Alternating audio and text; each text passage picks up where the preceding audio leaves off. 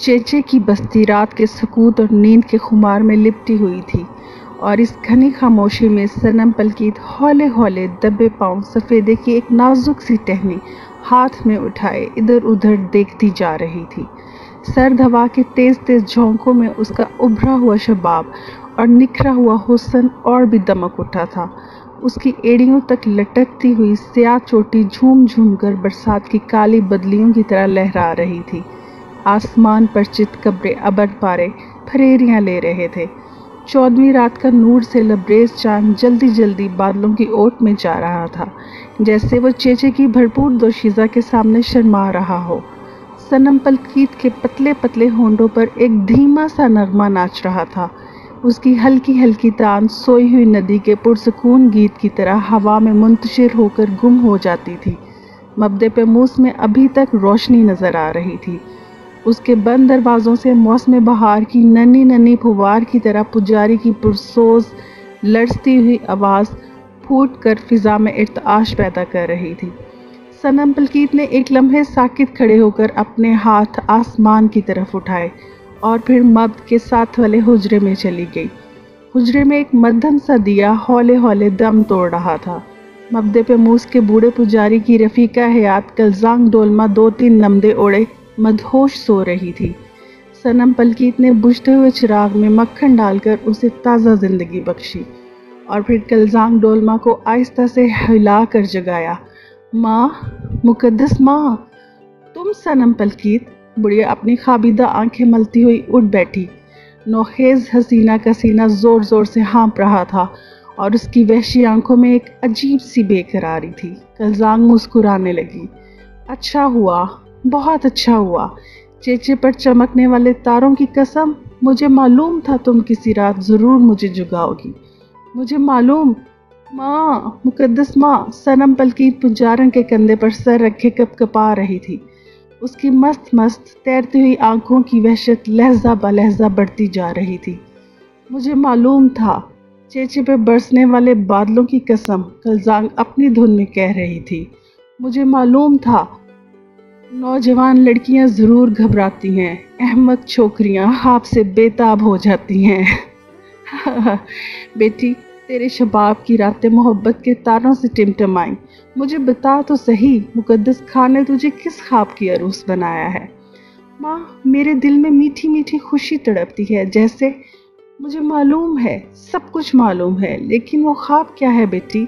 सनम पलकीत ने दोनों हाथों से अपने कांपते हुए सीने को संभाला। फिर उसने धीमी आवाज़ में रुक रुक कर राज़दाराना लहजे में अपना ख्वाब सुनाया। ये वो ख्वाब था जिसकी झंझोर तिब्बत की मासूम दोशीज़ाओं में जवानी का पहला एहसास जगाती है। उम्र के 15वें साल तक खुदाबंद खां हर लड़की के दिल को जिनसी मोहब्बत के आतिशी जज्बात से खाली रखता है। इस उम्र के बाद जब बढ़ती हुई दोशीज़ा की आंखों में मकनातीसी कशिश तेज़ होने लगती है और उसकी रगों का खून ताज़ा हरारतों से गरमाने लगता है, तो एक लतीफ़ रात जबकि 14वीं का चांद सोई उमंगों को जगाता है, खुदावंद खां किसी तमसीली ख्वाब के ज़रिए उसकी जवानी की लहरों को मतलातम कर देता है। नौदमीदा दोशीज़ा के लिए ये सुहाग की पहली रात होती है, क्योंकि इस शब खुदावंद खां के हुक्म से वो ख्वाब में किसी फ़ौकुल फितरत रूहानी ताकत की अरूस बनती है।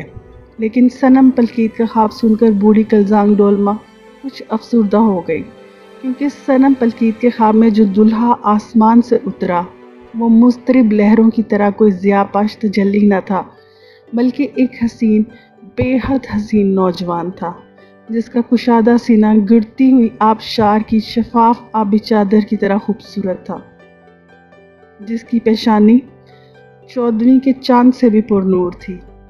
सनम पलकीत के शर्माए हुए गालों पर उस नौजवान ने गर्मा गर्म बोसों का मी बरसाया और फिर उसकी लहराती हुई चोटी को अपनी गर्दन में डालकर नाचने लगा। लेकिन जब बादलों के फर्श पर बिजली के तारों से बनी हुई अरूसी सेज इश्क के बेताब को हुस्न के सुकून परवट चांदनी में सुलाने वाली थी, तो वो नौजवान, वो दिलरुबा नौजवान पलकीत के पहलू से गायब हो गया। मान जिस तरह चांद की किरण बादलों में खो जाए, मुकद्दस मान जैसे पानी की लहर मचल कर मिट जाए और फिर اور پھر نہ ملے۔ کلزانگ ڈولما دونوں ہاتھوں سے اپنا کپ کپاتا ہوا سر تھامے متفکرانہ سوچ میں غرق بیٹھی تھی۔ کمرے کا چراغ پھر اپنی آخری سسکیاں لے رہا تھا اور صنم پلکیت کے لمبے لمبے بے قرار سانس میں لپٹی ہوئی ایک دھیمی سی آواز کہہ رہی تھی، مبدے پیموز کی اچھی ماں، یہ میٹھی میٹھی خلش کیا ہے؟ جس طرح ننھی ننھی بوندیں تالاب میں گر کر بلبلوں کی ہلکی ہلکی لہریں بناتی ہوں۔ تم جا کر سو جاؤ بیٹی۔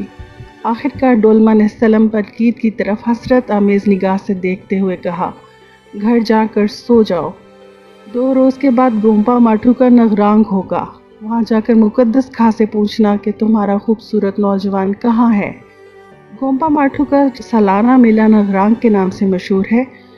اس روز 3 ریاضت اور چلہ کش عاملوں پر کھا یعنی دیوتا کا ظہور ہوتا ہے اور وہ زائرین کے سوالوں کا جواب دیتے ہیں اور ان کی مرادوں کا نتیجہ بتاتے ہیں۔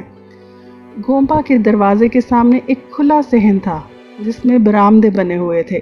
ایک برآمدے میں کوشوک گومپا کے سب سے بڑے لاما کا لقب اور دوسرے لاما درجہ بدرجہ بیٹھے ہوئے تھے۔ دوسری طرف ڈھول، ترہی، جھانجھ اور سرنائی بجانے والے لاما قطار در قطار بیٹھے تھے۔ پوستینوں اور چوغوں میں لپٹے ہوئے زائرین کا ہجوم گردن جھکائے خاموش اور ساکت بیٹھا تھا، لیکن زنانہ برآمدے میں دھیمی دھیمی باتوں کا ہلکا سا شور ہو رہا تھا۔ ضعیف العمر بوڑھی عورتیں اور نوجوان لڑکیاں اپنی اپنی مرادوں کو سینے میں چھپائے کھا کے ظہور کے لیے بے تاب تھیں۔ کالے رنگ کی خوشنما پیشوازوں کے اوپر انہوں نے بکری کا چمڑا بالوں کے اندر کی طرف رکھ کر اوڑا ہوا تھا۔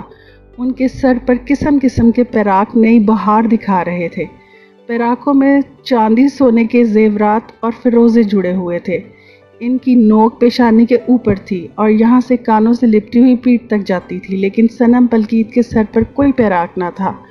ایک جوان حسینہ کا اس ضروری زیور کے بغیر سر عام آنا اور جذبات کی شدت سے ہانپ ہانپ کر وحشیانہ آنکھوں سے مردوں کے مجمع کی طرف دیکھنا سب کی نفرت اور تعجب کا مرکز بنا ہوا تھا۔ نوجوان لڑکیاں جن کا سجایا ہوا اور سنوارا ہوا حسن صنم پلکیت کے پریشان پرتو کے سامنے خود بخود شرما رہا تھا، حاسدانہ سرگوشیوں میں من گھڑت افسانے سنا رہی تھی۔ کس طرح 15 سال پورے ہونے سے پہلے صنم پلکیت نے چیچے کی آوارہ اور بد چنل نوجوانوں کی مدد سے خداوند خاں کے حکم کے بغیر اپنی جوانی کو جگایا ہے، اور جھیل ٹانچی کا نمک میرے لیے تلخ ہو جائے۔ ایک زرد زرد آنکھوں والی بھدی سی لڑکی نے قسم کھاتے ہوئے کہا، اگر ایک تاریک شب میں میں نے صنم پلکیت کو روپشو کے کنارے اپنو غسفرول کی گود میں نہ دیکھا ہو۔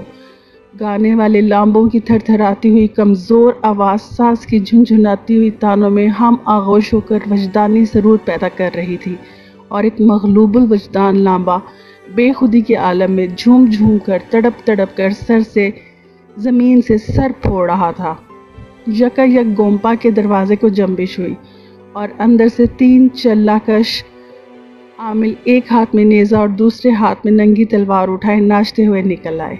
ان میں خاں کا ظہور ہو چکا تھا اور زائرین کا ہجوم ایک بے اختیار نعرہ مسرت مار کر عقیدت سے سر کو جھکا کر کھڑا ہو گیا۔ چلہ کشوں نے پہلے صحن میں باجے کی تال پر دیوانہ وار رقص کیا اور پھر اچھلتے ہوئے گومپے کی دیواروں پر چڑھ گئے اور وہاں سے کود پھاند کر وہ آس پاس کی دیواروں پر دوڑتے پھرے اور پھر زائرین کے ہجوم میں آ گئے۔ اب سوالوں اور جوابوں کا ایک تانتا سا لگ گیا اور حاجت مند جھک جھک کر ادب سے اپنی مرادیں پوچھنے لگے۔ صنم پلکیت خاموش اور ساکن ایک طرف کھڑی رہی، اور جب ایک ریاضت کش نے اس کے پاس آ کر اپنی تلوار کو نیزے کے ساتھ ٹکرایا، اس نے جھجک کر ہچکچاتے ہوئے پوچھا، مقدس خاں، میرا خوبصورت نوجوان کہاں ہے؟ تمہارے پہلو میں۔ اور عامل وہاں سے بھاگ گیا۔ یکے بعد دیگرے تینوں چلہ کش صنم کش پلکیت کو یہی جواب دیتے رہے، لیکن اس کی پریشانی کو بالکل سکون حاصل نہ ہوا اور نہ ہی اس کے سینے کی میٹھی میٹھی گدگدیاں ختم ہوئیں۔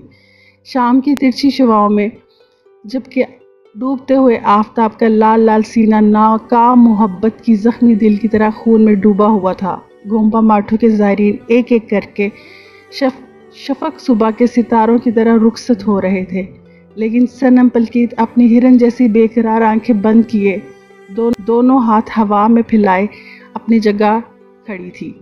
رات کے اندھیرے میں کھا کے تینوں چلاکش پھر وہاں آئے اور ساکن و جامد حسینہ کی چوٹی کو پکڑ کر بہت دیر تک رقص کرتے رہے، اور اس کے بعد وہ کچھ پڑھتے ہوئے وہاں سے چلے گئے۔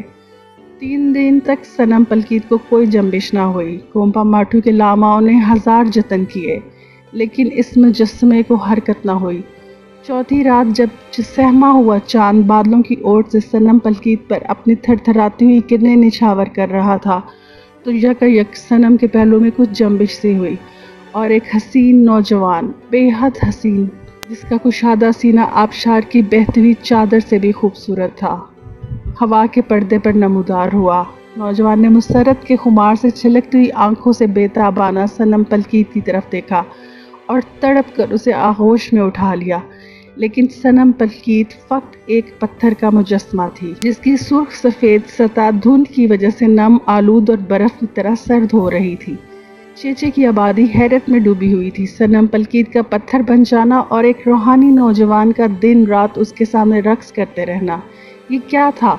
بوڑھے کلزانگ ڈولما خود بھی حیران تھی، لیکن مبدے پیموز کے پجاری کی بیوی ہونے کی حیثیت سے اس سے کچھ معلوم تھا۔ یہ سب ضد ہے، وہ اپنا کانپتا ہوا سر ہلا کر پرسرار لہجے میں کہا کرتی تھی، سب ضد کا نتیجہ ہے۔ خداوند خاص سے ضد۔ جب تک روحانی نوجوان نے ضد کی وہ صنم پلکیت کے حسن کو ہمیشہ کے لیے اپنا کر لے، اس وقت تک وہ محبوبہ کے پہلو میں تشنا کام و فتنہ روح تڑپتا رہا۔ اور جب صنم پلکیت نے ضد کی تو اس کے پہلو میں خوبصورت جو نوجوان اسے مل جائے تو وہ پتھر بن گئی اور روحانی نوجوان انسان بن گیا۔ ضد، بے وقوف لڑکی، ضد! مجھے معلوم تھا، مبدے پیموس میں جلنے والے چراغ کے مکھن کی قسم، آسمان سے ضد!